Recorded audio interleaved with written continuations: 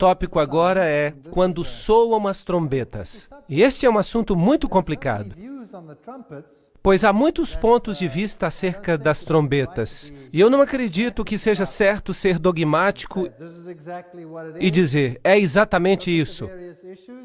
Observemos então os vários assuntos para ver como se encaixam, porque temos muito que aprender. E eu sei que há muitas coisas no livro de Apocalipse que só vão ser esclarecidas à medida que os eventos se desenrolarem. Muitas pessoas colocam as trombetas no futuro. Há escolas inteiras de pensamento sobre isso. Mas temos então um problema com a estrutura do livro do Apocalipse. E veremos então que é melhor conservar as trombetas dentro do parâmetro do quiasma. Uma estrutura que foi estabelecida no livro de Apocalipse para que não nos percamos. Portanto, o que são essas trombetas? O que significam? Mas antes de entrarmos no assunto do Apocalipse, é preciso primeiro ver alguns temas de Apocalipse dos capítulos 7 ao 9. Por isso eu não quero apenas falar das trombetas, eu quero tratar do assunto como um pacote completo. Portanto, então, há uma enumeração de pessoas na Terra nesses temas. Em Apocalipse capítulo 7, em Apocalipse capítulo 9, e há conceitos de deter e soltar que estão relacionados com os 4 anjos. Em ambos os casos, pessoas estão sendo enumeradas. Em Apocalipse 7, o povo de Deus está sendo enumerado. E no capítulo 9, a contrafação é enumerada. Portanto, temos uma enumeração dos que estão com Deus e dos que estão contra Deus. Em ambos os casos se escutam as palavras, ouvi o número, ekusaton aritmon, ouvi o número. Então ele escutou o número do povo de Deus e escutou o número daqueles que estão do outro lado.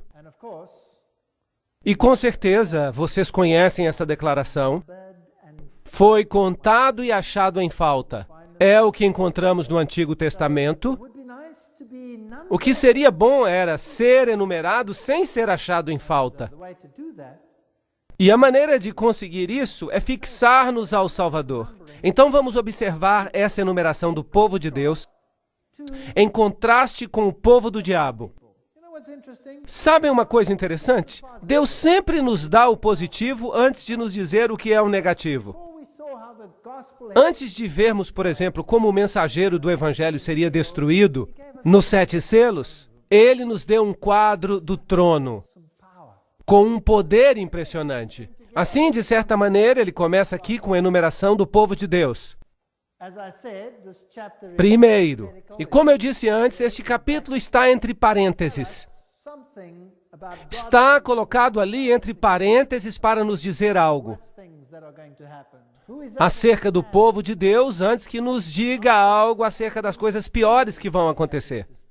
Quem poderá estar firme? Essa é a pergunta. A resposta é, só os que têm os selos poderão estar firmes. Queremos então saber o que isso significa.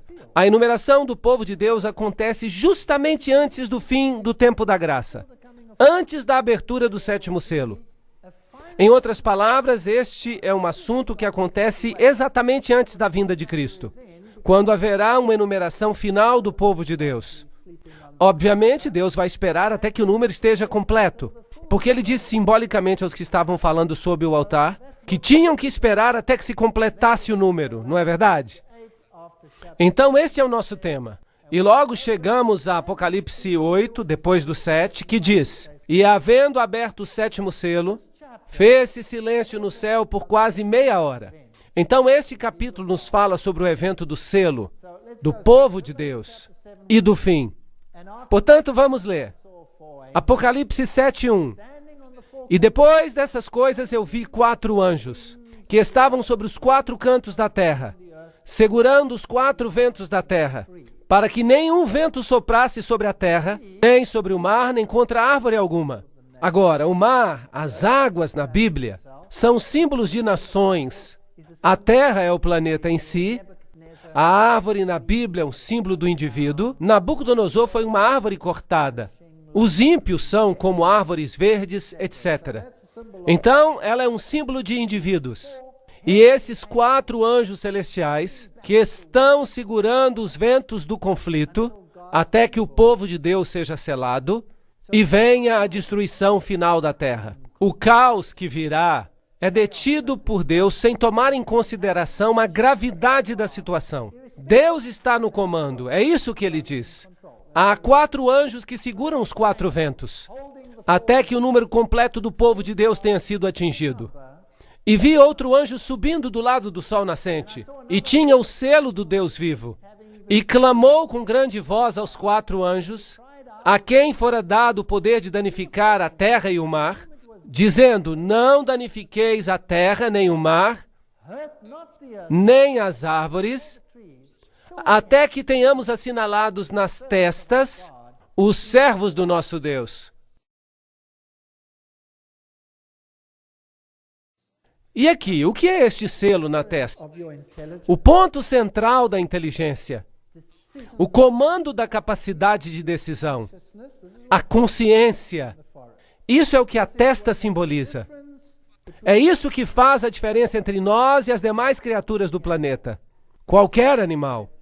É o centro cognitivo de decisão moral no ser humano. É aqui que se tomam as decisões favoráveis e contrárias. Como vimos antes, ser selado significa estabelecer-se na verdade, de modo que não a deixemos mais. Mas Deus também sela esses indivíduos. E ouvi o número. Ali ouvimos o número dos que foram assinalados ou selados.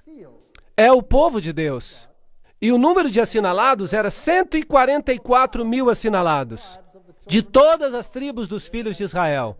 Apocalipse 7, 2 a 4. Algumas pessoas pensam que este número é literal e dizem que literalmente há 144 mil que são selados. Outros não. Mas recordem-se que ele ouviu o número, o que significa o selamento.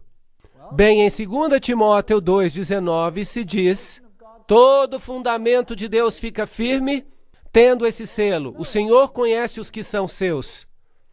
É Deus quem o selou.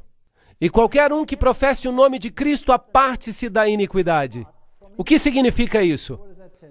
Essas pessoas tomaram a decisão de parar de fazer o que é errado. Desejavam fazer o que é certo, pelo poder do Senhor. Queriam pedir perdão a Deus por todo o mal que tinham feito. Queriam ser limpos no sangue do Cordeiro.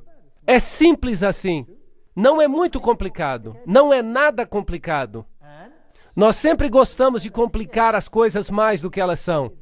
E a palavra aqui para iniquidade é maldade, injustiça, maldade de coração e vida. Uma ação que viola a lei. Isso é interessante.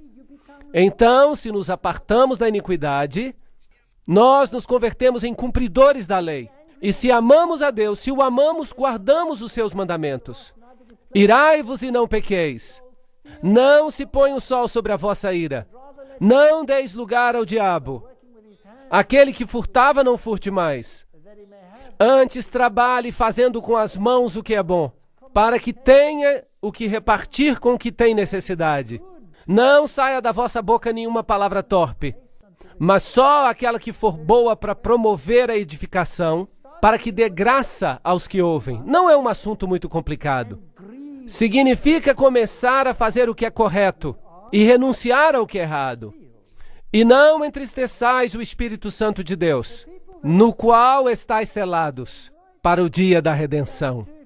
Então, os que estão selados precisam fazer o que é correto. Tem que fazer isso. Se eram ladrões, tem que deixar de roubar. Se usam uma linguagem incorreta, precisam corrigir isso. Tem que começar a fazer o que é correto pelo poder do Senhor. Toda amargura, ira, cólera e gritaria, a blasfêmia e a malícia sejam tirados dentre vós. Antes sedes um para com os outros benignos, misericordiosos, perdoando-vos uns aos outros como Deus também vos perdoou em Cristo. Efésios 4, 26 a 32. Isso não é nada complicado. Essa passagem significa uma volta à harmonia com a lei de Deus. Ata o testemunho, sela a lei entre os meus discípulos. A lei é o testemunho. Se eles não falarem segundo esta palavra, é porque não há luz neles. Não podemos dizer, sou filho de Deus, se eu continuo a viver como vivia antes. À lei e ao testemunho. Deleito-me em fazer a tua vontade, ó Deus meu. Sim, a tua lei está no meu coração. Salmo 48. Porque esta é a aliança que depois daqueles dias farei com a casa de Israel, diz o Senhor. Porei as minhas leis na sua mente, aqui, no lóbulo frontal, e as escrevereis no seu coração, para que possam agir em harmonia com a lei de Deus. E eu lhes serei por Deus e eles me serão por... Hebreus 8:10. Sempre tornamos esses assuntos em coisas complicadas, mas faça o que é certo e deixe as consequências com Deus. Agora, no coração da lei está o sábado. Lembra-te do dia de sábado para o santificar. 6 dias trabalharás e farás toda a tua obra, mas o 7º dia é o sábado do Senhor teu Deus.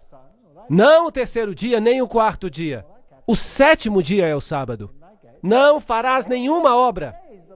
Nem tu, nem teu filho, nem a tua filha, nem o teu servo, nem a tua serva, nem o teu animal, nem o estrangeiro que está dentro das tuas portas. Porque em 6 dias fez o Senhor o céu, a terra e o mar, e tudo o que há neles. Mas ao 7º dia descansou. Portanto, abençoou o Senhor o dia de sábado e o santificou. Então, o mandamento do sábado é um outro selo. Está escrito aqui, em 6 dias o Senhor, esse é o seu nome, Jeová, fez, pois ele é o Criador, o céu e a terra e o mar e tudo o que neles há. Então, se olhamos para Êxodo capítulo 20, versículo 11, porque em 6 dias fez o Senhor o céu e a terra e o mar e tudo o que neles há, e ao 7º dia descansou. Portanto, o Senhor abençoou o dia de sábado e o santificou. Ele o separou para uso santo. A palavra descansar ali significa dar refrigério, deitar-se, deixar algo estar em silêncio. Em outras palavras, ter um momento a sós com Deus, em meio a toda essa agitação que há na terra. E também lhes dei os meus sábados para que se vissem de sinal entre mim e eles, para que soubessem que eu sou o Senhor, que os santifica. E santificai os meus sábados e servirão de sinal entre mim e vós, para que saibais que eu sou o Senhor vosso Deus. Bem, existem muitos deuses por aí. Qual é o que você serve? Aquele a quem você obedece? E como obedece? Guardando a sua lei. E se ele disse, guarda o 7º dia, que dia você deverá guardar? O 7º dia. Êxodo 31:13 também diz que o sábado é um sinal. Entre mim e vós, nas vossas gerações, para que saibais a que Deus sirvais. Sou eu o Senhor do sábado. Alô? Sou eu. Êxodo 31:16. Guardarão, pois, o sábado os filhos de Israel, celebrando-os em suas gerações por aliança perpétua. É um sinal para sempre. Entre mim e os filhos de Israel. E no 7º dia cessou e repousou. Repousou, nafash, uma palavra interessante. A palavra para sinal em hebraico é ot, e é uma marca. É isso que diz o léxico. É uma marca distintiva. Qual é a marca de Deus? O dia do sábado. Por quê? Porque o sábado ratifica a lei. Sem o sábado, os 10 mandamentos poderiam ser de qualquer outro Deus. Não é verdade? Podiam ser até de uma pessoa, de um João ninguém, um Zé ninguém. O que aconteceria se eu escrevesse 10 mandamentos e os espalhasse dizendo, todos precisam guardá-los? O que aconteceria? Todo mundo ia dizer que eu estou louco? Mas se o presidente fizer uma lei e disser, eu quero que vocês aguardem, e ele assinasse, se não o fizéssemos, teríamos algum problema com as autoridades. Isso, então, seria mais importante, não é? Mas e se o Senhor do Universo disser, bum, eu fiz essa lei, e agora o céu e a terra têm que obedecer a essa lei, por toda a eternidade? Bem, há aí alguma autoridade, bastante autoridade. Mas se não tem um selo de aprovação, não significa nada. Aí está a marca de Deus para a sua autoridade. A besta também tem uma marca? Sim, também tem uma marca de autoridade. Vamos ver isso depois. Devemos entender a marca de Deus, o sinal, o seu selo, assim como o selo de autoridade de um documento. Dos Estados Unidos, por exemplo, ele tem um selo do presidente americano, é uma espécie de selo real.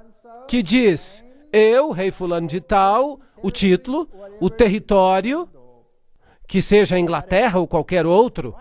E aqui no Decálogo, deve haver um selo que dê autoridade ao documento. E nós o encontramos no mandamento do sábado. Sem o sábado, todos os outros mandamentos se tornam apenas um grupo de leis feito por algum Zé Ninguém, sem importância. Mas com o mandamento do sábado, então temos o nome do legislador, seu território, sua autoridade. Isso concede autenticidade. E o Senhor me deu as 2 tábuas de pedra escritas com o dedo de Deus. Deuteronômio 9:10. Há umas poucas ocasiões em que Deus escreve com o seu dedo, sabiam? E dessa vez ele escreveu com o dedo. Ele escreveu os 10 mandamentos com o seu próprio dedo sobre a pedra. E repetiu isso quando Moisés quebrou as primeiras tábuas. Então são 2 vezes. E logo também quando o rei de Babilônia e o seu reino chegaram ao fim, Deus escreveu com o próprio dedo na parede. E o profeta Daniel disse, Mene, Mene, Tekel, Upharsin. Uau! Significa isso. O seu reino foi nomeado, foi contado e dado aos medos e persas. Há outra vez quando Deus escreve em um juízo que é o símbolo da sua vinda final. Essa é a ocasião em que Jesus escreveu sobre a areia. Quando os observadores trouxeram a mulher que foi encontrada em adultério, Jesus se abaixou e escreveu com o dedo na areia. Eu me pergunto, o que será que Jesus escreveu ali? Porque quando eles leram, todos foram embora. Eles não falaram mais nada. Aquele que está livre de pecado, atire a primeira pedra. Talvez houvesse escrito ali algumas coisas que eles não gostavam de ler. Mas seria interessante saber isso. Então, o selo de Deus está no coração da lei. Lembra-te do dia de sábado para o santificar. 6 dias trabalharás e farás toda a tua obra. Mas o 7º dia é o sábado do Senhor teu Deus. Pois em 6 dias fez o Senhor, Deus Jeová, os céus e a terra, o mar e tudo que neles há. E ao 7º dia descansou. Portanto, abençoou o Senhor o sábado. Ali você tem o Senhor, o Criador dos céus e da terra, concedendo autoridade ao documento. Tem o seu nome, o seu título, o seu território. Também lhes dei os meus sábados para que servissem de sinal entre mim e eles, para que soubessem que eu sou o Senhor. Como devemos guardá-lo? Bem, já lemos sobre isso. Não vamos fazer a nossa própria vontade nesse dia. É espantoso, porque há poucas regras sobre como guardar o sábado. Mas os judeus fizeram vários milhares de regras para guardar o sábado, em vez de deixar isso segundo a consciência. Não pretendendo fazer a tua própria vontade, isso é sensato, chamando o sábado de digno, santo, honrado, honroso a Deus, não andando segundo os teus próprios caminhos, não buscando a tua própria vontade, então te deleitarás no Senhor. Essas são as coisas positivas do sábado. Não, ele não é um dia de tristeza. Hoje nós temos o sábado e ele é fantástico. Ele era só para os judeus? Não. Os filhos dos estrangeiros que se unirem ao Senhor para o servirem e para amarem o nome do Senhor e para serem seus servos, todos deviam guardar o sábado. Também os levareis ao meu santo monte e os alegrarei na minha casa de adoração. O sábado não era dos judeus. De fato, ele vem do Gênesis, da criação. Porque a minha casa será chamada casa de adoração para todos os povos. O sábado era para todos. Isaías 56, 6-7. Se diligentemente obedecerdes aos meus mandamentos que vos ordeno, guardai-vos que vosso coração não vos engane, para que não vos desvieis e sirvais a outros deuses. Portanto, atai-os, esses mandamentos, por sinal na vossa mão, para que estejam por frontais entre os vossos olhos. Uau! Os mandamentos devem estar nas mãos e na testa. O que significa isso? Se os escreverem e colocarem aqui, amarrando-os ao redor das mãos, tarefa cumprida? Creem que é isso que Deus tinha em mente? De maneira nenhuma. Eu não creio nisso. Isso é ritualizar a lei e pode fazer com que seja um esforço sincero, mas não é o que diz aqui. Significa que devemos pensar e agir conforme a lei. É isso que Deus quer. Deus está dizendo que os mandamentos devem estar na sua mente e nas suas ações. Mas um outro poder virá e dirá, os meus mandamentos é que vão estar na mente e nas ações. É uma diferença interessante. Bem, não vamos falar disso agora. Deuteronômio diz o mesmo, na mão e na testa. Está escrito isso ali. E te será por sinal na tua mão e lembrança entre os teus olhos, para que a lei do Senhor esteja na tua boca. Êxodo 13:9. Deus tem algo que deve ser selado na mente. A lei de Deus. E o sábado é o sinal da lei, de uma maneira particular. Então, o propósito do sábado é ser um dia de descanso, um dia de bênçãos, de paz, um sinal, um memorial da criação, um símbolo de santificação, um dia venerável, um pacto perpétuo. Essas são as razões pelas quais Deus deu o dia de sábado, para que não nos esquecêssemos dele e do que ele tem feito por nós. Então, a lei de Deus, na sua totalidade, é um reconhecimento da sua autoridade na nossa vida. Isso nos trará uma harmonia com o céu, por meio da redenção que está em Cristo Jesus. E isso é o que significa ser selado. Voltar a estar em harmonia com Deus. Então, quantos são os selados? Apocalipse 7:5. Da tribo de Judá havia 12.000 assinalados. Da tribo de Ruben, 12.000 assinalados. Gade, 12.000. E de Azer, 12.000. E de Naftali, 12.000. E assim chegamos até a tribo de Manassés, 12.000. Simeão, Levi, Issacar, Zebulon, José e Benjamim. E de todas foram selados 12.000. Então, creem que é um número literal? Exatamente 12.000? E como ficaremos, então, o resto? Bem, há duas correntes. Depois dessas coisas olhei, e eis aqui uma multidão. Então temos este número e uma multidão. Vejam que ele escutou o número, mas depois ele viu uma multidão que ninguém podia contar, de todas as nações e tribos e povos e línguas, que estavam diante do trono e perante o Cordeiro, trajando vestes brancas e com palmas nas suas mãos. Muitas pessoas acreditam que esse número é literal, e se fala muita coisa acerca disso. Mas o livro de Apocalipse é simbólico. Então esse número pode muito bem ser simbólico.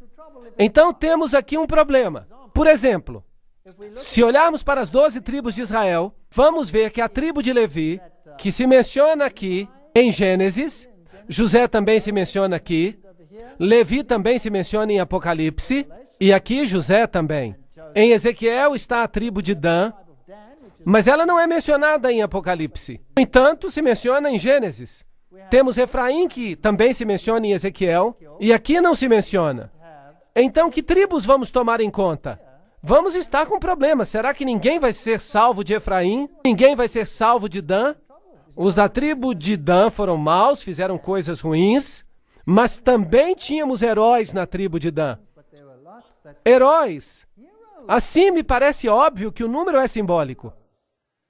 Eu creio que não devemos avançar além disso agora. É uma multidão de todos, porque não é judeu aquele que é exteriormente.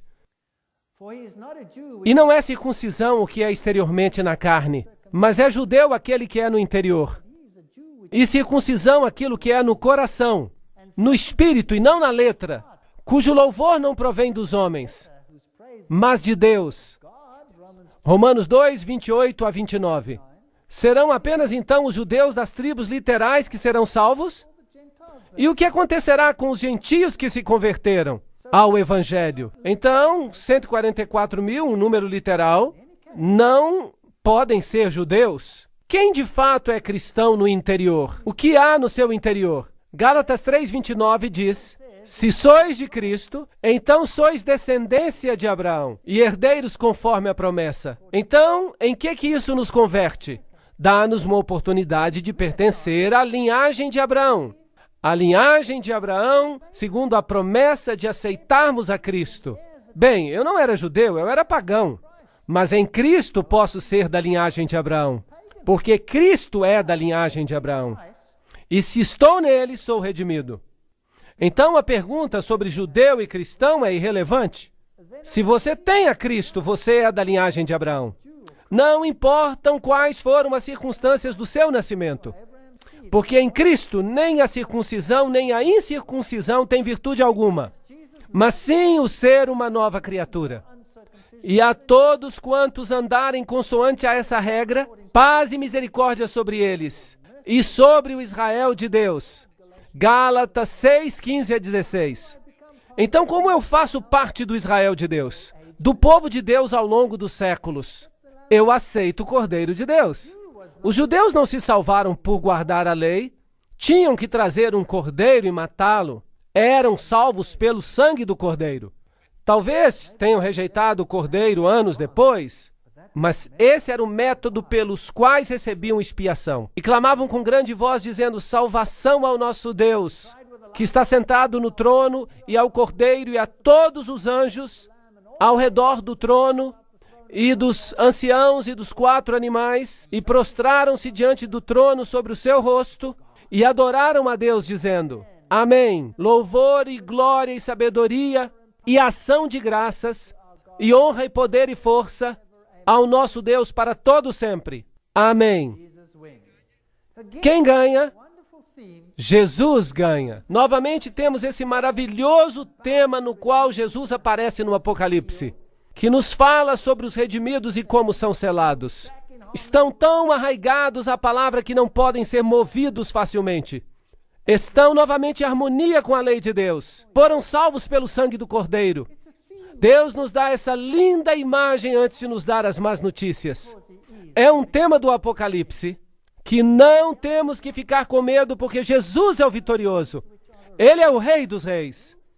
E um dos anciãos me falou dizendo: estes que estão vestidos de vestes brancas, quem são? De onde vieram? E eu lhe disse: Senhor, tu sabes. E ele me disse: esses são os que vieram da grande tribulação, e lavaram as suas vestes e as branquearam no sangue do Cordeiro.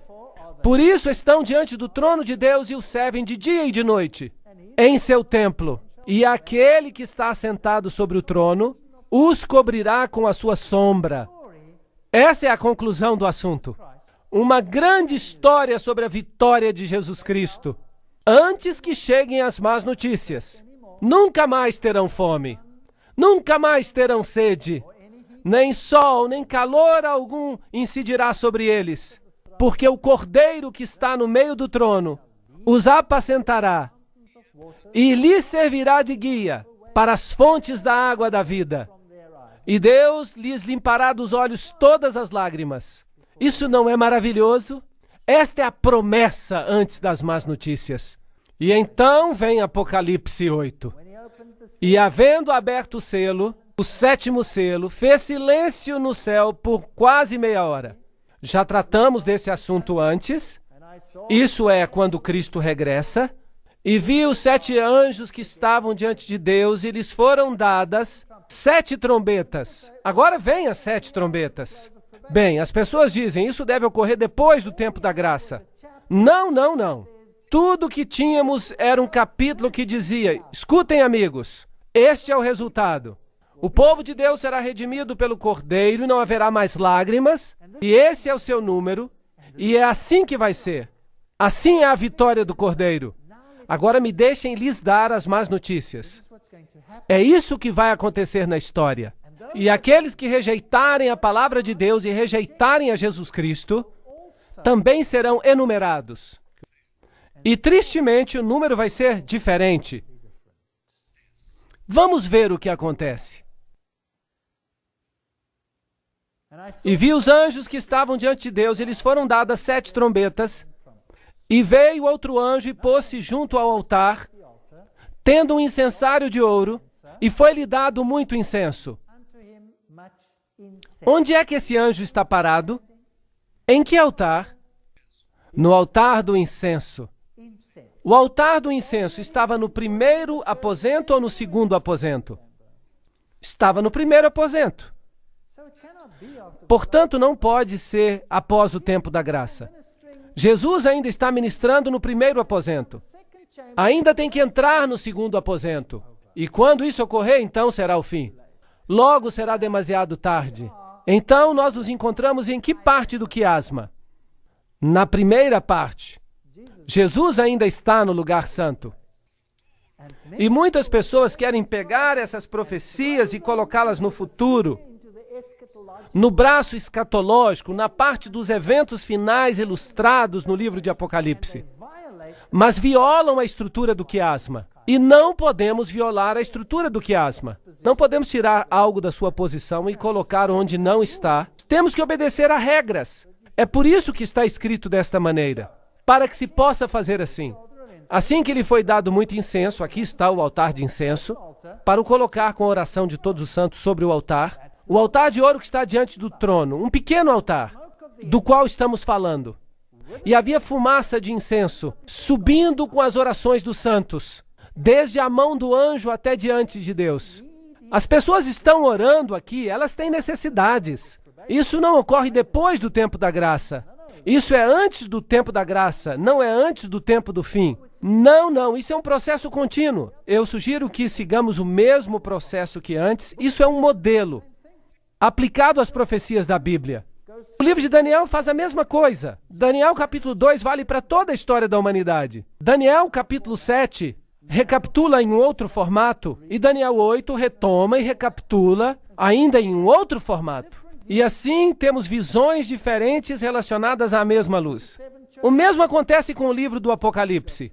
Temos as 7 igrejas, esta é uma posição da igreja, temos os 7 selos, que é a posição do anúncio do Evangelho. Agora vemos as trombetas, que são os juízos, porque há também uma enumeração, na qual somos achados ou em falta ou justos. Esse é o tema do juízo. E quem é o juiz? Jesus. Ele decide quem consegue ou não consegue, e não ignora as orações dos santos.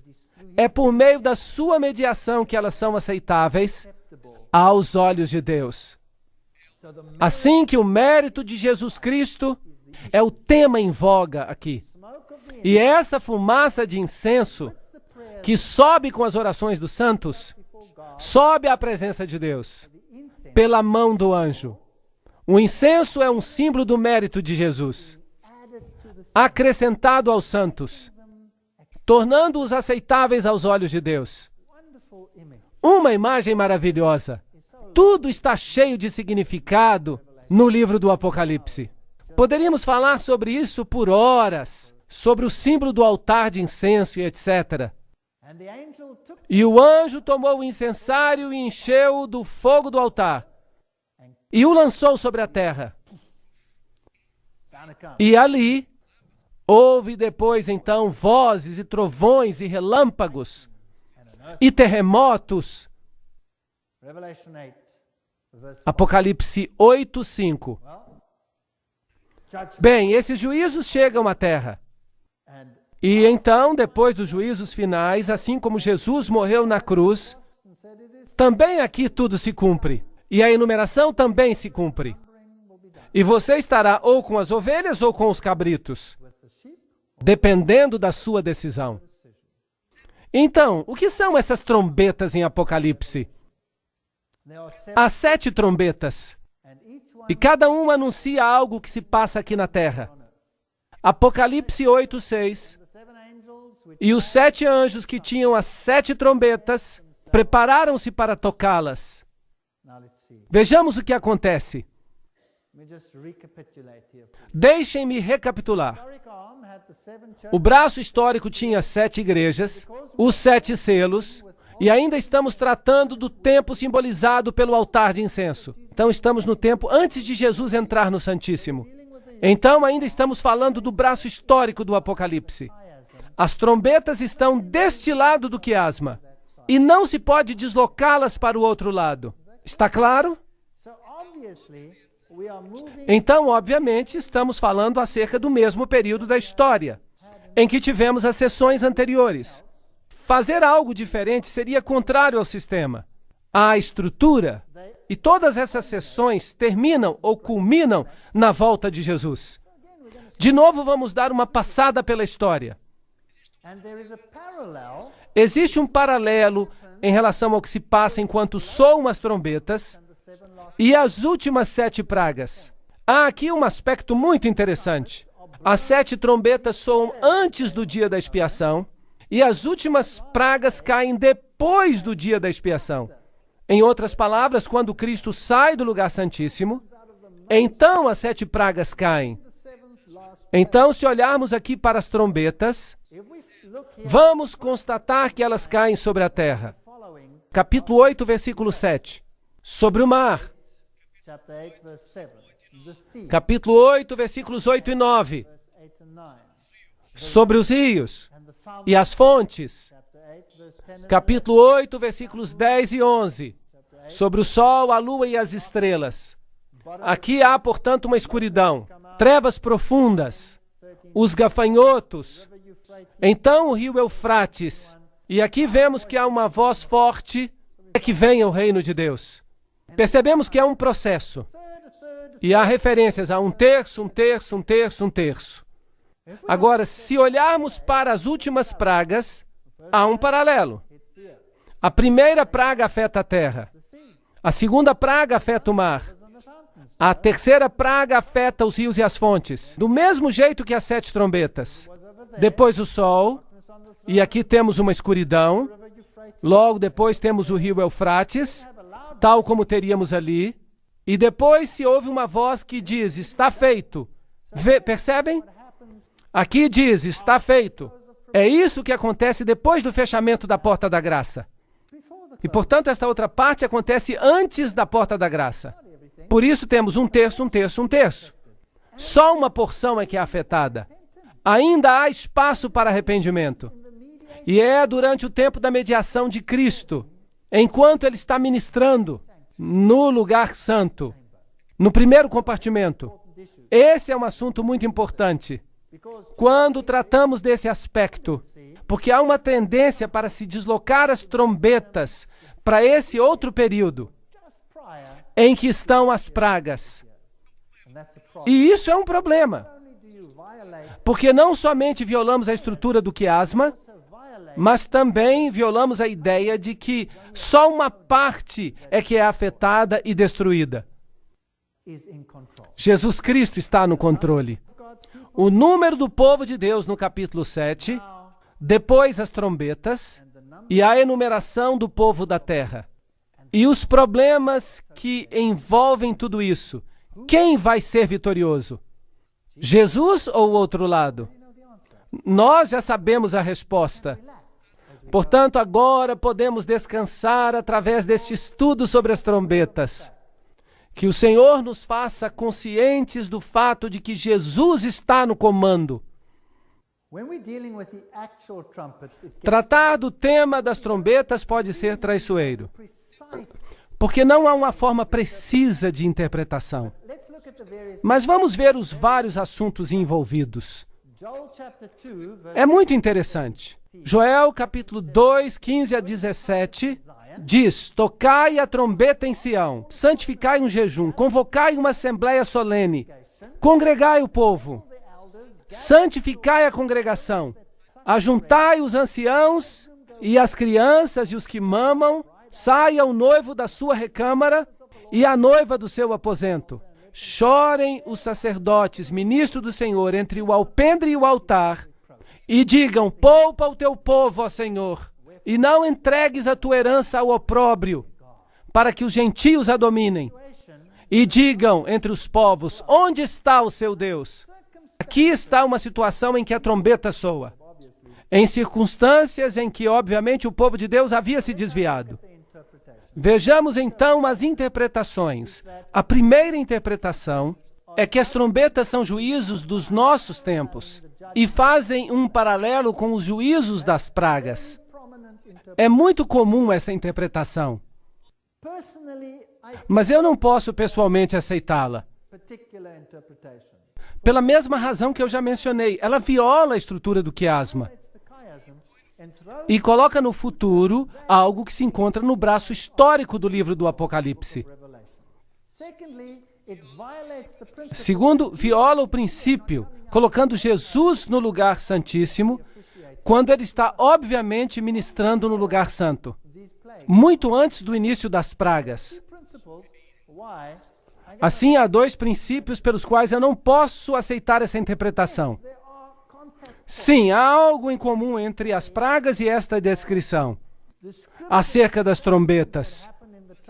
Mas as trombetas afetam de modo parcial e as pragas são finais e completas.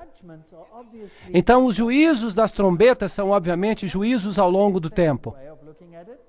Os juízos, a segunda maneira de vê-los, retraçam o período da história cristã cobertos pelas 7 igrejas e os 7 selos. Isso faz sentido, pelo menos para mim.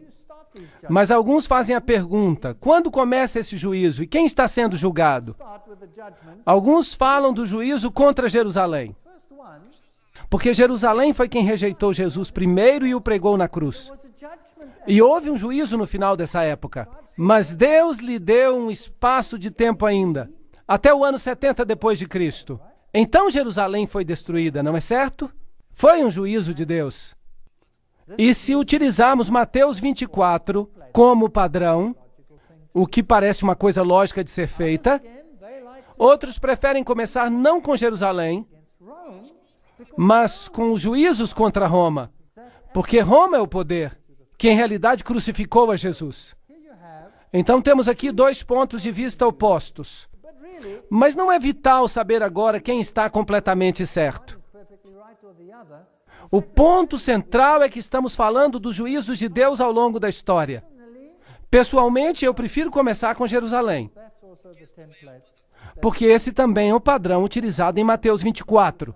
Mas se não quiserem crer nisso e preferirem a outra opção, está bem. Vamos ver a primeira trombeta. E o primeiro anjo tocou a sua trombeta e houve saraiva misturada com fogo, e houve fogo e saraiva misturada com sangue. Então aqui temos um juízo, paralelo também ao granizo do fim do tempo, mas de maneira parcial, porque a terça parte das árvores dos indivíduos foi queimada, e toda a erva verde se queimou. Assim que há uma destruição de pessoas. As pessoas estão sendo consumidas aqui. Isso é sério, as pessoas se perdem. Por que elas se perdem? Bem, a queda de Jerusalém depois do ano 70 é uma possibilidade, e eu pus aqui em cores diferentes as possibilidades. A segunda possibilidade é que seja o juízo de Roma. E os que favorecem essa interpretação dizem que ele começa com a invasão dos visigodos, sob a liderança de Alarico, no ano 396 a 428. Aqui Roma no ano 410 depois de Cristo, e o imperador romano Teodósio morreu no ano 395 depois de Cristo. Assim que temos aqui um quadro do início da queda do Império Romano, quando várias nações invadiram o Império.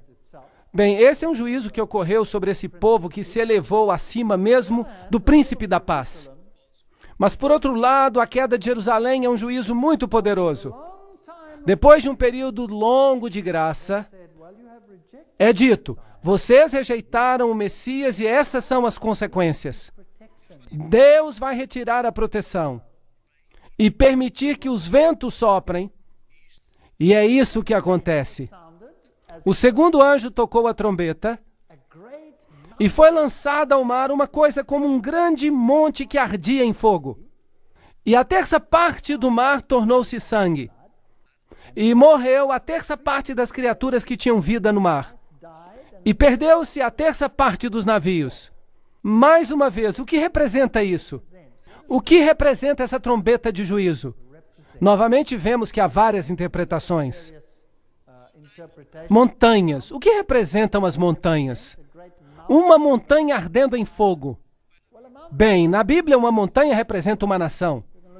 Podem ver isso em Isaías 2, 2 e 3, 41, 15, Daniel 2, 35, 44, 45, em Ezequiel, em Zacarias. Todos têm essa figura de uma montanha. Vamos ver em Jeremias um texto que também usa essa ilustração. Eis-me aqui contra ti ao monte destruidor, está falando de Babilônia, que destróis toda a terra. E estenderei a minha mão contra ti, e te revolverei das rochas, e te farei um monte que queima. Jeremias 51, 25. Vemos aqui uma montanha sendo simbolicamente destruída. Assim que o segundo anjo tocou, e algo como uma grande montanha em chamas foi lançado ao mar. Então uma nação foi, por assim dizer, esparramada entre as nações. Isso é o que significaria. E a terceira parte do mar se converteu em sangue. Mar significa água. As águas que viste onde se assenta a prostituta são povos, nações, línguas. Então temos um derramamento de sangue entre as nações. E morreu a terça parte das criaturas que tinham vida no mar. E perdeu-se a terça parte dos navios. Navio na Bíblia é um símbolo de economia. Os navios de Quitim são símbolos de economia. Portanto, vejamos as duas interpretações possíveis. Se for a primeira, temos então um juízo sobre Jerusalém. E, obviamente, a segunda seria um juízo sobre Roma pagã e as nações que estão associadas a ela. O mar. Os judeus e os cristãos viam Roma como a nova Babilônia. De fato, Pedro escreveu uma carta na qual ele diz onde estava a Babilônia. Porque Roma, como Babilônia, havia destruído o templo de Jerusalém, de modo que é uma hipótese razoável. Por outro lado, há aqueles que acreditam que a segunda fase da incursão dos vândalos sobre Roma, Geneserico em 428 até 468, de onde vem a palavra vandalismo, derivada dos vândalos, que eram piratas, vinham em navios contra o Império Romano, saquearam Roma em 465 depois de Cristo.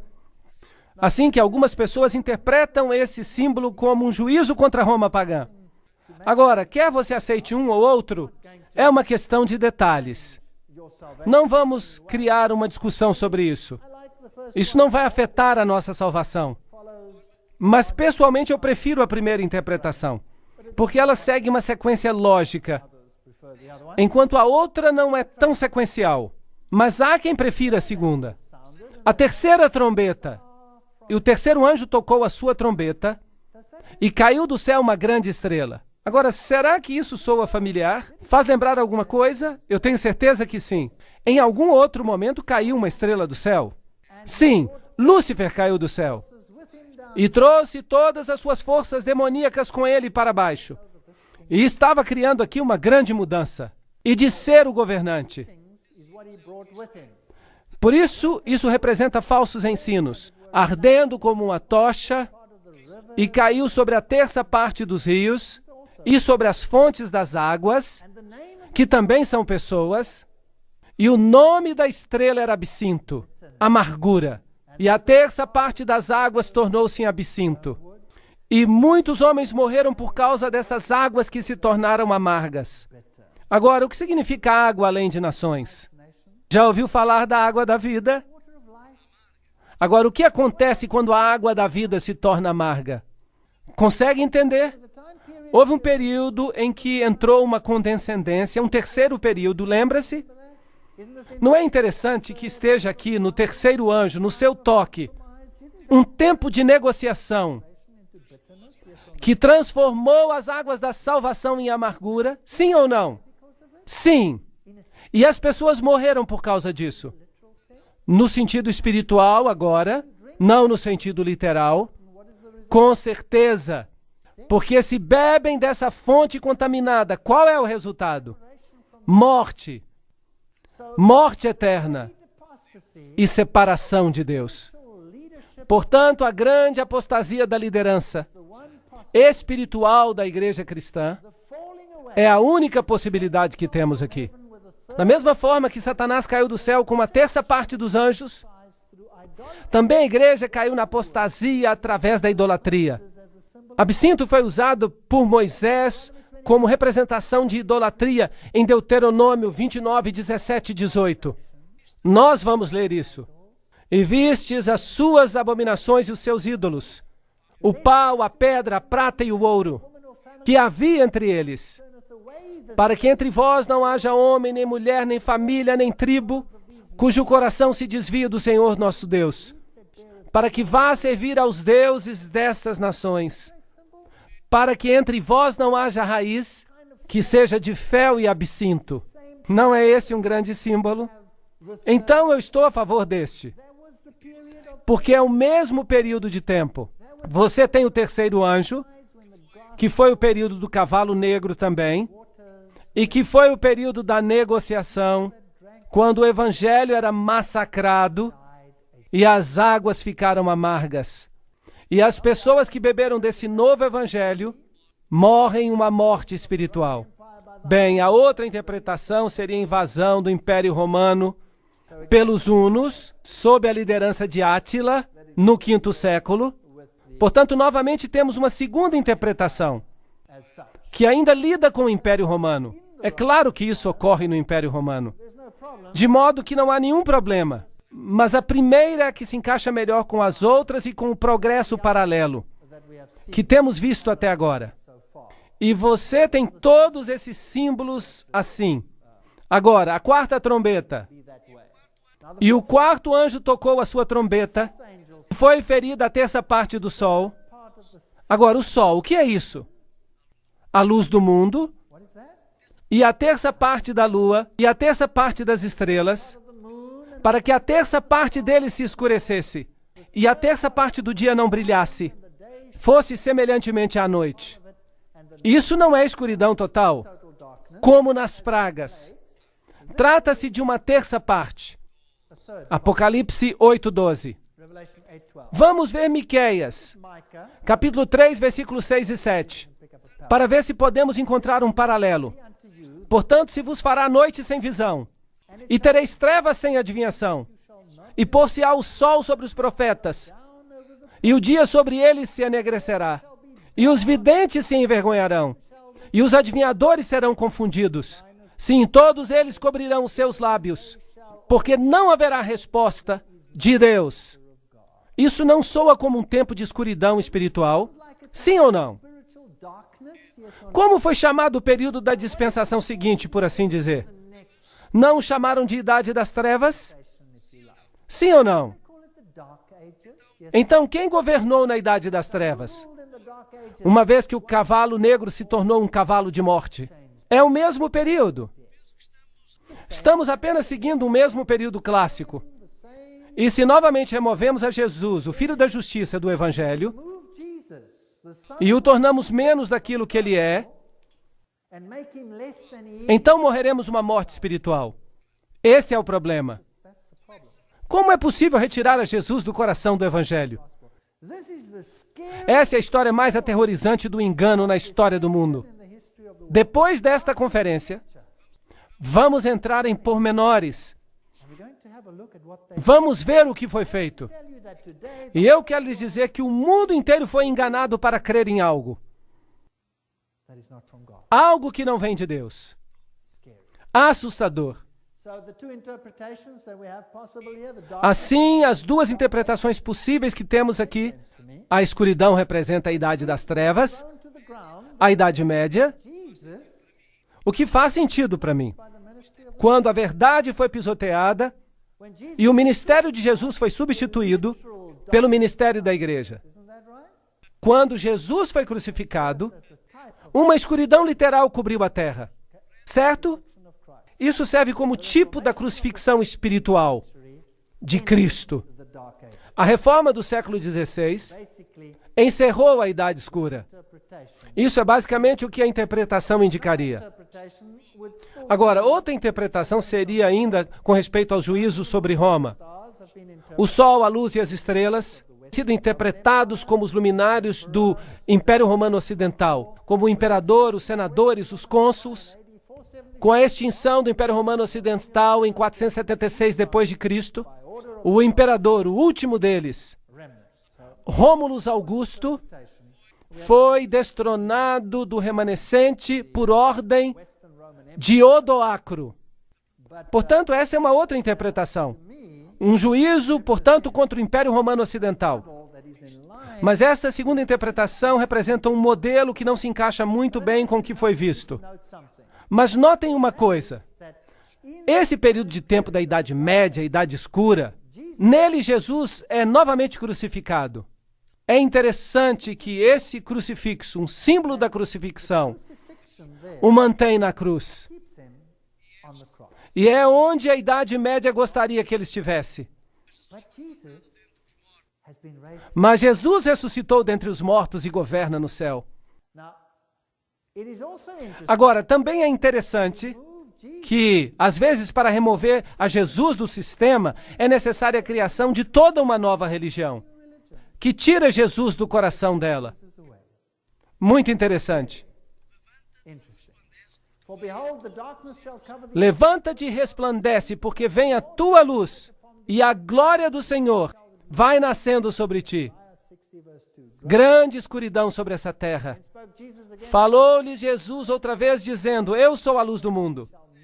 Quem me segue não andará em trevas, mas terá a luz da vida. É Cristo ou não é Cristo? Essa é a questão. Eu sou a luz que vim ao mundo, para que todo aquele que crê em mim não permaneça nas trevas. João 12:46. A questão é, o ponto central é Jesus. Com ou sem Jesus? Essa é a questão. Agora vem uma parte fascinante.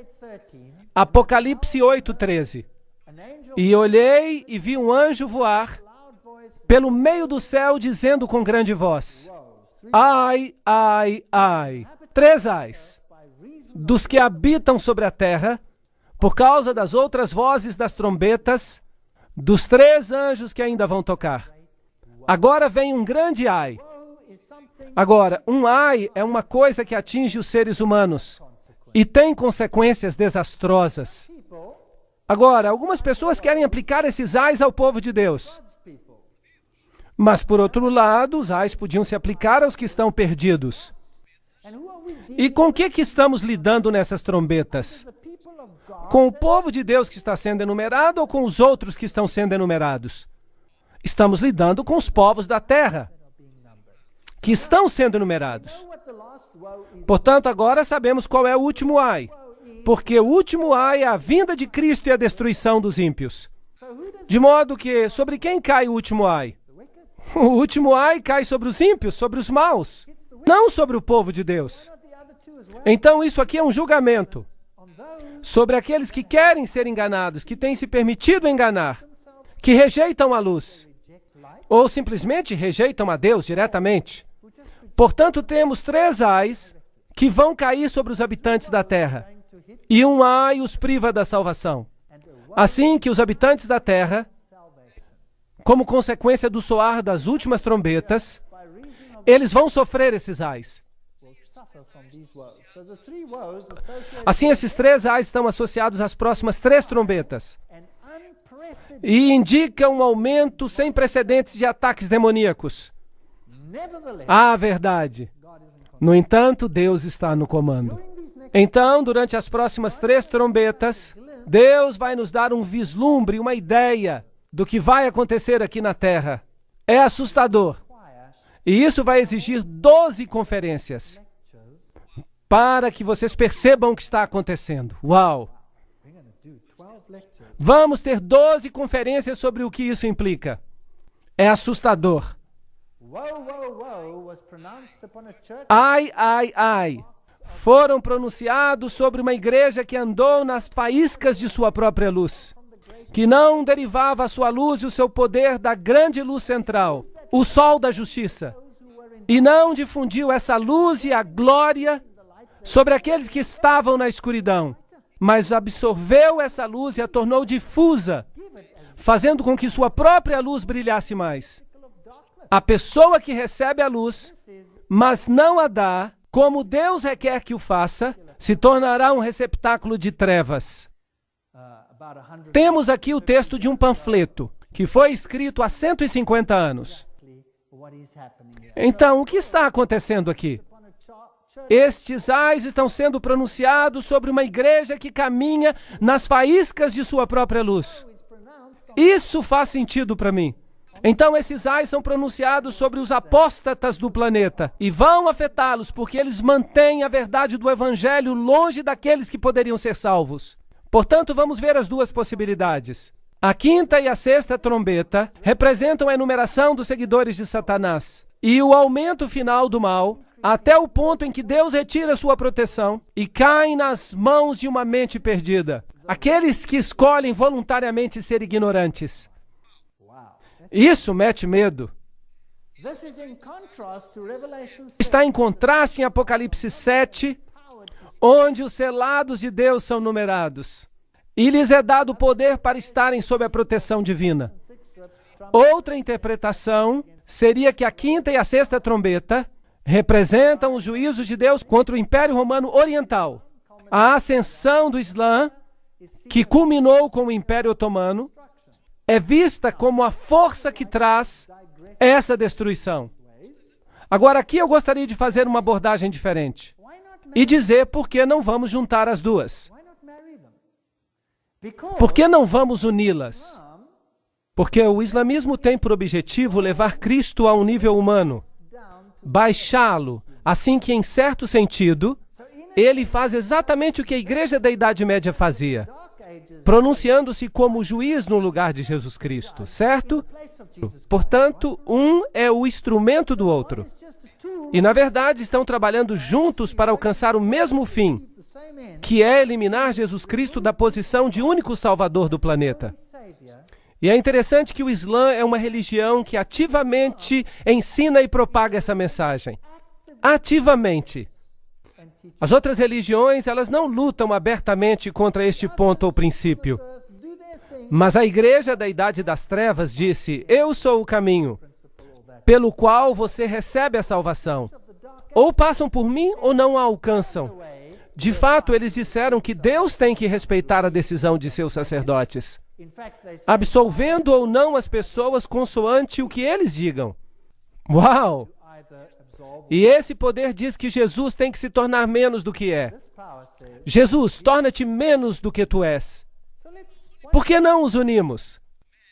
Assim, que poderes deslocaram o cristianismo em relação à Bíblia e que poderes surgiram na Idade Média para destronar a Jesus e afastar os homens da salvação por meio dele? Essa não é uma boa pergunta? Porque trazem os ais sobre a terra. O Islã substituiu o cristianismo no berço do judaísmo e do cristianismo. Isso não é certo? Eles o fizeram. A idade do racionalismo, o humanismo contemporâneo com o slogan: nenhuma divindade nos salvará, porque nós vamos nos salvar a nós mesmos. Esse é o Manifesto Humanista, capítulo 2, editado por Curtis Buffalo, em 1973. Esse é o seu manifesto. Portanto, nenhuma divindade vai nos salvar. Temos que nos salvar a nós mesmos. Racionalismo, humanismo contemporâneo. A Bíblia é um livro de alegorias. Não se preocupe com ela. Não a leve a sério. É isso que tem destruído o cristianismo na mente ocidental. E a outra o tem destruído no berço do cristianismo. A rocha forte do cristianismo foi removida. Ela foi substituída no Ocidente e ela foi substituída no Oriente. Portanto, esses são os poderes que têm destronado a Jesus Cristo. Então agora vamos até Apocalipse capítulo 9. E o quinto anjo tocou a sua trombeta, e viu uma estrela que do céu caiu na terra. Temos novamente uma estrela caindo do céu. E lhe foi dada a chave do poço do abismo, isto é, do inferno. Portanto, qualquer coisa que saia daqui agora vem diretamente do abismo do inferno. E abriu o buraco do abismo e subiu uma fumaça do buraco. Isso está em contraste com o incenso que acende do santuário, como a fumaça de uma grande fornalha. E com a fumaça do buraco, o sol se escureceu, e também o ar. Portanto, a luz está sendo removida da terra como resultado da ação deste quinto anjo. Uau! Não se trata da atividade do quinto anjo, mas a maldição por causa do que estão fazendo os poderes das trevas. E da fumaça saíram gafanhotos sobre a terra, e foi-lhes dado o poder como de escorpiões sobre a terra. E o parecer dos gafanhotos era semelhante aos cavalos. Já vimos cavalos antes e diziam respeito ao Evangelho. Como estrondos de carro irão saltando sobre os topos dos montes. As nações, como o ruído da chama de fogo que se propaga, como um povo poderoso posto em ordem para o combate, e restituir-vos-ei aquilo que comeu o gafanhoto. Isso é o que Joel diz. Assim, temos aqui um simbolismo espiritual acontecendo com o Israel literal. Vamos aplicá-lo ao lado espiritual. Apocalipse 9:4. E foi-lhes dito que não fizessem dano à erva da terra e nem a verdura alguma, nem árvore alguma. Não é a destruição total, mas somente dos homens que não têm na sua testa o sinal de Deus. Portanto, o juízo é para todos aqueles que não estão enumerados. E foi-lhes permitido não que os matassem, mas que por 5 meses os atormentassem. Temos um período, 5 meses. E o seu tormento era semelhante ao tormento do escorpião. Jesus nos disse, eu vou lhes dar poder para pisar escorpiões, quando eles ferirem os homens. E naqueles dias os homens buscarão a morte, mas não a acharão. Desejarão morrer, mas a morte fugirá deles. Depois há uma descrição dos gafanhotos. Eles se comparam a cavalos. Já tivemos cavalos antes representando o anúncio do Evangelho. Estão aparelhados para a guerra. E sobre suas cabeças havia como que coroas semelhantes ao ouro. E os seus rostos eram como rostos de homens. Tinham cabelos como de mulher. E seus dentes eram como de leões. E tinham couraças como couraças de ferro. E o ruído das suas asas era como o ruído de carros, quando muitos cavalos correm em combate. Aqui está uma situação de guerra. É assim que se pareciam: caudas de escorpião, couraças de ferro, dentes, coisas terríveis. Enfim, é a impressão de um artista. E tinham caudas semelhantes às de escorpião, e tinham grilhões nas suas caudas. Apocalipse 9:10. O que significa isso? Temos aqui um simbolismo do que fez o Islã. Por outro lado, podemos ver todo o sentido que está nessa nova mensagem sem Cristo ao mundo. Agora vejamos quem está no comando de tudo isso.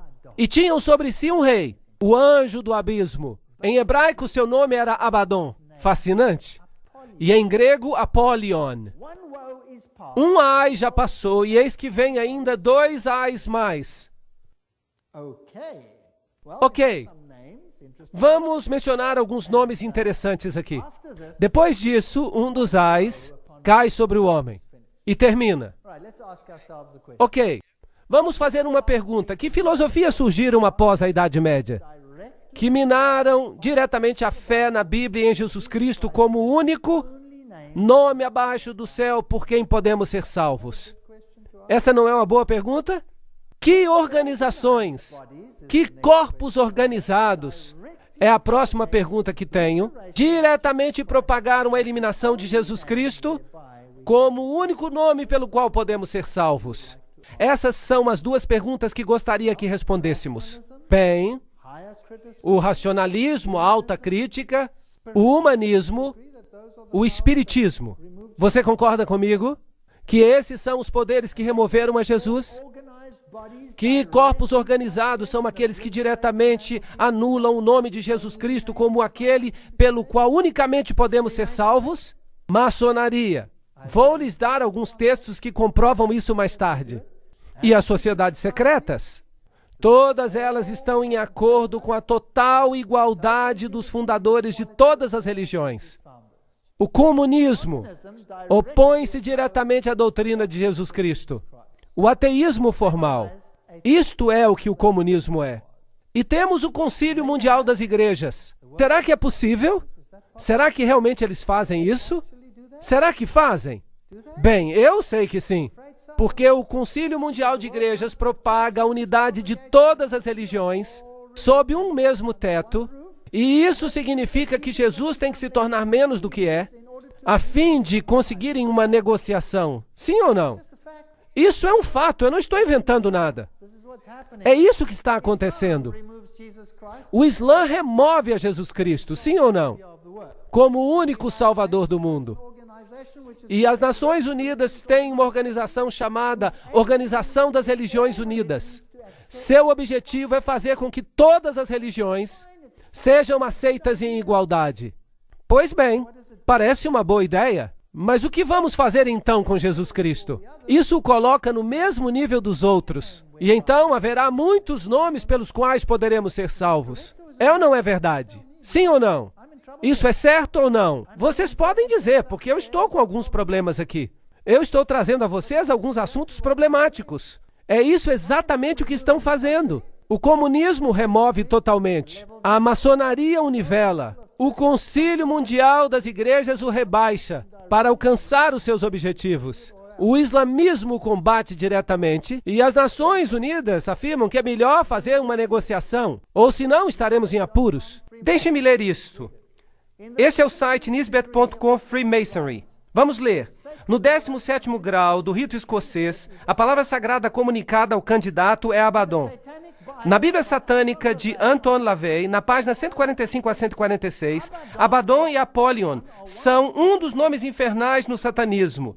No rito maçom escocês ilustrado de J. Blanchard, volume 1, página 453, declara-se: toque a testa de Tyler quando ele responder colocando a mão na testa. A senha, Jubulum, palavra sagrada, Abaddon.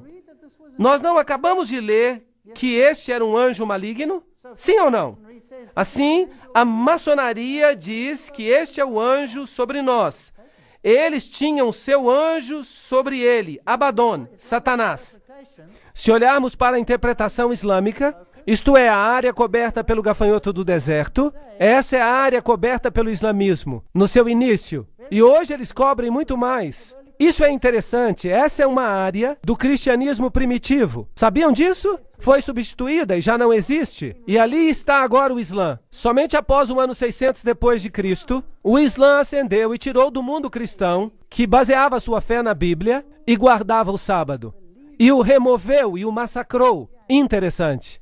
E hoje é proibido. Proibido por lei, com pena de morte, propagar a Jesus Cristo nesses países. Não é algo interessante? É um ai terrível contra a humanidade, porque se o único nome pelo qual devemos ser salvos é tirado, nós estamos em apuros. John William Dropper também escreve em História do Desenvolvimento Intelectual da Europa que 4 anos após a morte de Justiniano, em 571 d.C., nasceu em Meca, na Arábia, o homem que mais do que qualquer outro ser humano tem exercido influência sobre a raça humana, de acordo com a vida de Maomé. Maomé apareceu em cena em um dos períodos mais negros da história, quando todas as civilizações, desde a dinastia merovíngica, da Itália até a Índia, estavam em ruínas, estavam em um estado de gestação de problemas. Vamos lá, uma grande guerra. Com a idade de 12 anos, Maomé viajou com o seu tio numa caravana comercial à Síria. E ali ele conheceu um cristão anacoreta chamado Bahira. E contemplando o rapaz, diz a história, pôde ver que no seu rosto havia sinais de uma futura grandeza. E aconselhou a Abu Talib que cuidasse dele, porque ele seria algum dia recipiente do chamado divino. O reconhecimento do profeta por Bahira simboliza na tradição islâmica a primazia da missão de Maomé sobre a de Cristo. Jesus é diminuído. Apocalipse 9:4. E foi-lhe dito que não fizesse dano à erva da terra, nem à verdura alguma, nem à árvore alguma, mas somente aos homens que não tivessem sobre a testa o sinal de Deus. Então quem é afetado por essas trombetas? O povo de Deus ou os outros? Os outros. Todo aquele que não tem a oportunidade de escolher a Cristo, porque eles o removeram, está em apuros. E foi permitido não que os matassem, mas que por 5 meses os atormentassem. E o seu tormento era semelhante ao tormento dos escorpiões quando ferem o homem. E naqueles dias os homens buscarão a morte e não a acharão. Desejarão morrer, mas a morte fugirá deles. Interessante. Aqui há um decreto de Abu Bakr, tio de Maomé, que o sucedeu. Quando combaterem as batalhas do Senhor, defendam-se como homens, sem voltar as costas, mas não deixem que a vitória seja manchada com o sangue de mulheres e crianças. Não destruam as palmeiras, nem queimem qualquer campo de milho. Não cortem as árvores frutíferas, nem façam qualquer mal ao gado, mas apenas ao que matarem para comer. Quando fizerem alguma promessa ou compromisso, cumpram-nas. Mantenham a sua palavra. À medida que avancem, vocês vão encontrar algumas pessoas religiosas que vivem retiradas em mosteiros, a fim de servirem a Deus dessa maneira. Deixem-nos, não os matem, nem destruam seus mosteiros, mas encontrarão outras pessoas que pertencem à sinagoga de Satanás. Têm cabeças rapadas, certifiquem-se de lhes partir os crânios. Não lhes deem trégua até que se tornem maometanos, ou paguem tributo. Agora, este decreto tem um paralelo na Bíblia. Alguns acreditam que os 5 meses representam os 150 dias proféticos, que são 150 anos proféticos, utilizando números 14:34 e Ezequiel 4:6 como base, um dia por humano, e assim nos damos conta que se tomamos este número e tomamos a data de 27 de julho de 1299, quando o otomano invadiu a Nicomédia, e adicionamos 150 anos, então chegamos a 27 de julho de 1449, quando o último imperador grego, Constantino, tomou o trono com a permissão do sultão. Agora, Khaled bin al-Walid, por nome Saif Allah, um dos dois líderes muçulmanos de enorme sucesso na expansão islâmica sob Maomé, e seus sucessores imediatos, Abu Bakr e Omar, apesar da luta contra o profeta, finalmente se converteu. E dizem eles que conquistou, e Khalid prosseguiu como líder das forças que conquistaram o exército bizantino, e o Islã se apossou dos territórios onde reinava o cristianismo. É muito interessante. E continuaram a conquistar a Síria, a Arábia, e destruíram 50.000 tropas bizantinas, e as massacraram, assim que o cristianismo foi removido. Vejamos o ponto de vista maçônico. Morais e dogmas é uma fonte maçônica. Quando viram que o cristianismo estava fraco e inútil profeticamente, o restaurador árabe e iconoclasta veio como um furacão de limpeza. Mas Khalid, e agora vocês sabem quem ele era um grande general da espada de Deus, marchava de vitória em vitória e exclamava aos seus soldados: não deixem que nenhum homem durma. Haverá descanso suficiente nos jardins do paraíso. Doce será o repouso. Nunca mais será seguido pelo trabalho. A fé do árabe se tornou mais forte do que a do cristão, e ele os conquistou. Uau! Este é o ponto de vista maçônico, que a fé dos árabes se tornou mais forte do que a dos cristãos. E também dizem que se tornou uma fé melhor do que a do cristianismo. Por isso hoje o Islã reina. Onde reinava o cristianismo? Tem os zigurates, o Império Otomano, e a Mesquita Azul, e Santa Sofia. Todos esses eram antes domínios cristãos, mas hoje são domínios islâmicos. Isto costumava ser cristão, hoje é islâmico. Não é interessante? Portanto, se juntarmos as duas, então vamos ter toda a catástrofe completa da apostasia que destruiu a Jesus Cristo como Salvador. O racionalismo, a alta crítica, a eliminação da Bíblia, a eliminação da fé na Bíblia e em Jesus Cristo, e a guerra literal contra aqueles que se opunham.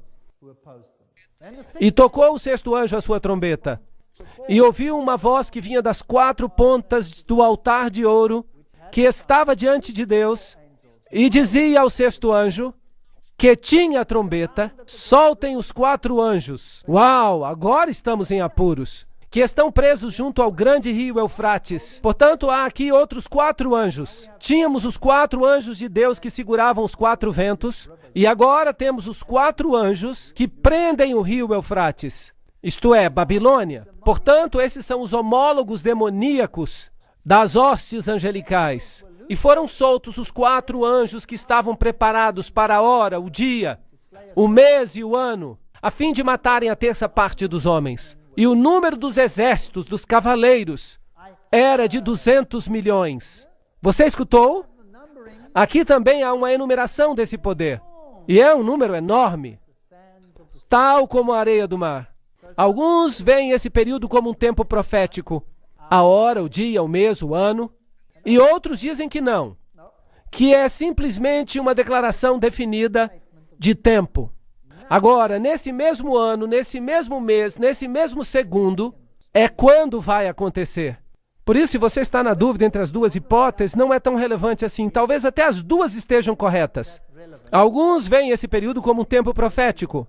Outros como um tempo designado para as forças demoníacas de Babilônia, em contraste com os anjos de Deus que seguram os 4 ventos. E estes são os últimos eventos desse grande conflito entre Cristo e Satanás. Assim, o primeiro ai foi essa destruição de Jesus como o único Salvador. E assim vimos os cavalos nessa visão. E os que cavalgavam sobre eles tinham couraças de fogo, e de jacinto e de enxofre. E se vê uma visão de fumaça. E como saíam e faziam essas coisas. E um homem chamado Josias Litch tomou essa interpretação literal e calculou a hora, o dia, o mês e o ano, e chegou a 391 anos e 15 dias. E calculou o tempo sobre o Império Otomano, predisse o ano exato em que o Império Otomano cairia, e realmente aconteceu como ele predisse. Por isso, aqui está um ponto de vista de que o poder islâmico finalmente chega ao seu fim. Josias Litch publicou essa data 2 anos antes do evento. Então, os 4 sultões são vistos por alguns como sultões literais. Eles têm nome: Alepo, Icônio, Damasco e Bagdá.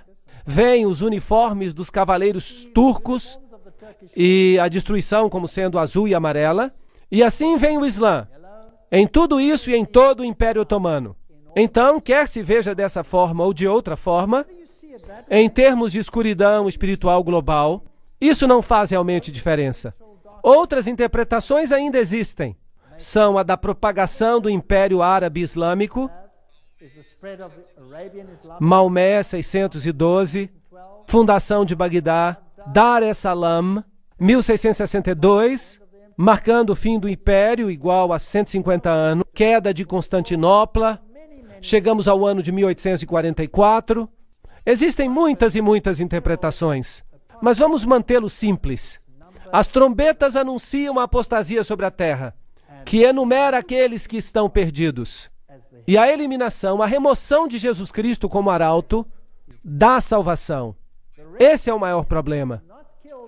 E os outros homens, que não foram mortos por essas pragas, não se arrependeram das suas obras, para não adorarem a demônios. Esse é o ponto. E os ídolos de ouro, de prata e de bronze, e de pedra e de madeira, que não podem ver, nem ouvir, nem andar, e não se arrependeram dos seus homicídios, nem das suas feitiçarias ou prostituições, nem dos seus frutos. Portanto, a descrição do segundo ai em Apocalipse vem em Apocalipse 11. E o som da 7ª trombeta introduz o último ai para os penitentes, à medida que o reino de Deus vai alcançando o seu fim. Agora, não podemos saltar e falar de Apocalipse 10 e 11, tudo numa só noite. Ficaríamos loucos. Por isso, o que vamos fazer é olhar para o segundo ai na próxima conferência. E você verá que o engano, o mais terrível de todos os tempos, está no ai que se segue. E em seguida vem a destruição. Nós estamos vivendo nos momentos finais antes do terceiro ai. Agora, que engano é esse que virá? Se o segundo ai já removeu a Jesus como único Salvador, então o que vai acontecer antes que ele volte nas nuvens, quando todo olho verá? Até mesmo os que os traspassaram. E todas as tribos da terra se lamentarão sobre ele. Sim, amém. Essa é a pergunta. Portanto, vimos Apollyon, vimos Abaddon, já vimos algumas afirmações de organizações que afirmam que esse é o poder que está governando. Vemos as possibilidades do islamismo, vemos o racionalismo e o humanismo popular e todas essas coisas que estão eliminando a doutrina de Jesus, trazendo trevas e os ais sobre o povo. Agora, quando chegarmos a Apocalipse capítulo 11, vamos ver qual é o engano final. Como Satanás estabelece o seu reino final para atacar a palavra de Deus. Coisas amedrontadoras. E então vamos precisar de 12 conferências para explicar tudo isso. Que o Senhor os abençoe e guarde até que voltemos a nos reunir na próxima conferência. Muito obrigado pela atenção.